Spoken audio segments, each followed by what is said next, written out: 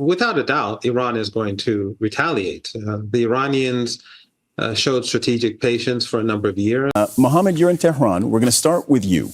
As the Iranian president, and perhaps more importantly, the Iranian supreme leader, were being given, in the last few hours, as we record this, in the last few hours, a precise damage assessment of Israel's attacks on Iran.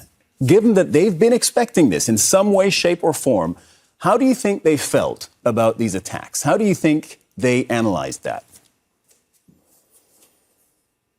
I think they feel that the damage that was caused as a result of the attack was much less than they had anticipated.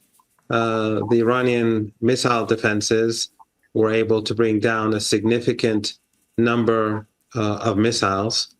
And also, there were a lot of decoys and dummies used and false intelligence given so that some of the missiles mistook those decoys for the real thing.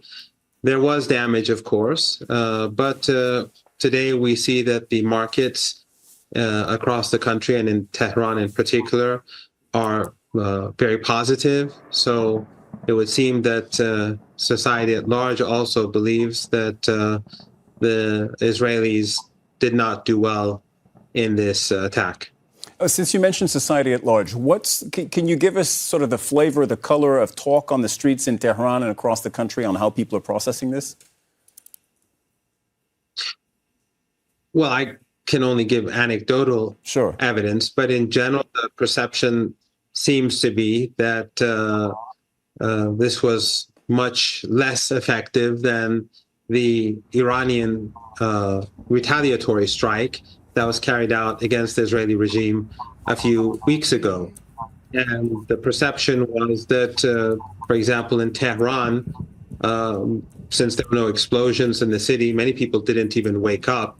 I only woke up because Al Jazeera and RT called me. So I think that in general, people felt that this was not a major event. Of course, there were strikes, there were targets, but it didn't have the sort of impact that maybe many people were concerned about. Mohammed, this duty to defend itself that is announced and claimed by the Iranian government, where do you expect that to go? Without a doubt, Iran is going to retaliate. The Iranians showed strategic patience for a number of years. The Israelis and the Americans carried out a major cyber attack against Iran.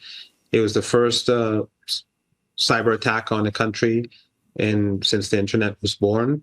They assassinated a number of Iranian scientists, including a colleague of mine at the University of Tehran who was murdered in front of his wife.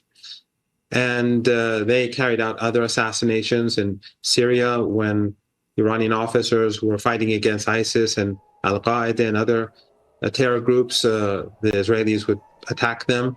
But after the attack on the embassy in Damascus, that changed. Iran put aside that policy and decided to retaliate. And after the martyrdom of Ismail Haniyeh, the Iranians said they will strike again. And after this strike, Iran will again strike the Israeli regime, because we have to remember, the Iranians are the ones who are retaliating, not the Israelis.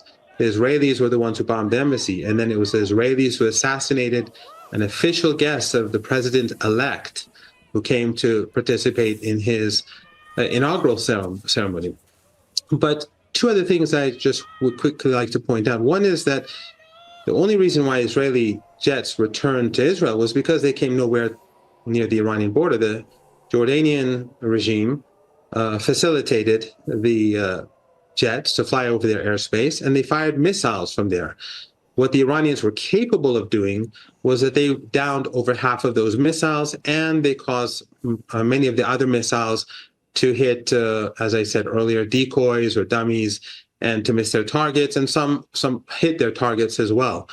So the Israeli Air Force came nowhere near the Iranian border. As you look at this from Tehran, I mean the Gaza part of this, how do you analyze this? Where do you think it might be going? In Gaza, we have a genocide. We have an ongoing Holocaust.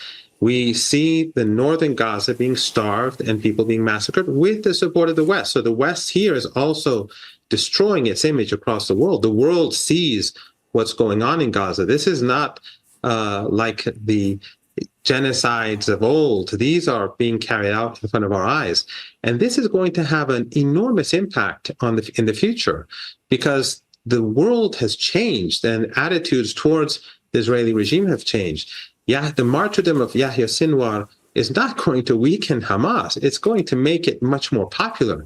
And today, when we see that the Israeli regime is being defeated on the borders with Lebanon, Hezbollah is emerging stronger despite the martyrdom of Sayyid Hassan Nasrallah. The fact that the Israeli regime can't make inroads into Lebanon after a month says a lot. And these miscalculations are based upon the fact that they don't recognize that the world has changed, but also the region has changed, and the people of Lebanon and Palestine have changed. So ultimately, I think that we are going to see a defeat. Netanyahu will not succeed. He can expand all he wants, but in the past, the Israelis, when they attacked Egypt, they went all the way to the Suez Canal.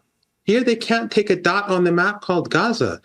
In 1982, they invaded Lebanon, went all the way to Beirut in days.